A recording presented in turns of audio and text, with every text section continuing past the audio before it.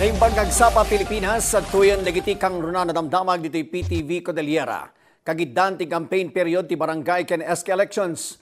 Naingat abantayan ti Committee on Kontrabigay ti kaso ti vote buying ken vote selling kadagiti kandidato. Report isang bay ni Dante Gito.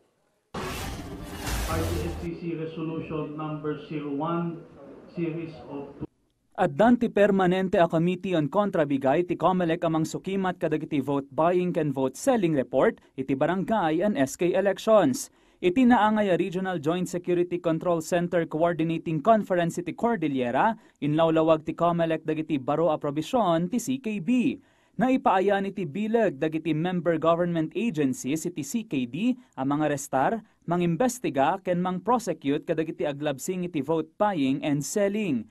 Adamat laang ti bilag ti COMELEC amang sukimat iti financial records dagiti agkandidato no adda ti atapen da nga irregularidad. So any person who, ano yung GOP, gives, offers, or promises, what?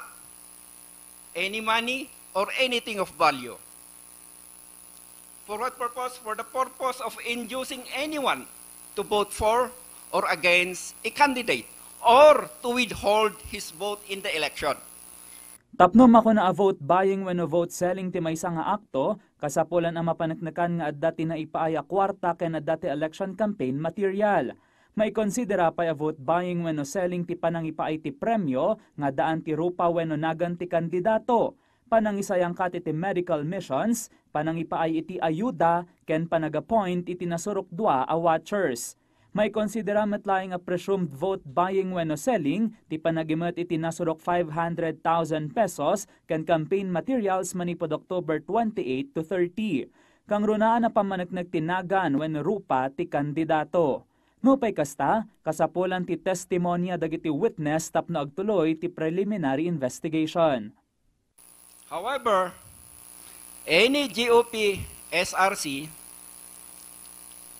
can voluntarily give information and willingly testify on any violation in any official investigation or proceeding can now be exempted from prosecution and punishment. And he can also avail of the witness protection program of the government. Dante Gito, para iti Pagilian.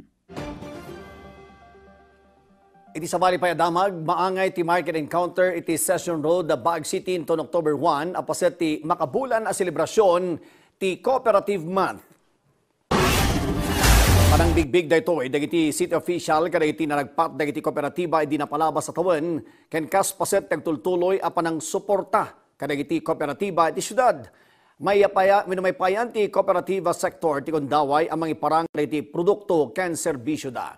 Imbilin pa iti City Council kadagiti maseknan ng opisina ti gobyerno ken partner cooperatives iti posibilidad ang may laylayon ti market encounter.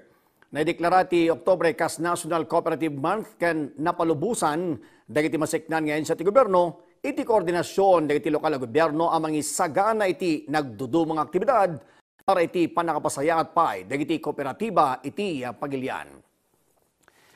Kabayatan na 53 ay unit ti electro-fishing devices ti voluntaryo ngayon suko dagiti mangalap iti lokal na gobyerno iti Lagayan Abra iti Abril. Resulta na ito iti nartingan ang kampanya ti Bureau of Fisheries and Aquatic Resources, lokal na gobyerno ken pulisya kontra iti illegal a panagkalap. Tarigagay da ang masalwadan ti supply dagiti ikan kadagiti karayan. Inaklon ti ensya nga adulat ta dagiti illegal nga agkalkalap, partikular iti panagkuryente. Solusyon dito iti ensya, ti implementasyon ti Oplan Kaliwaan.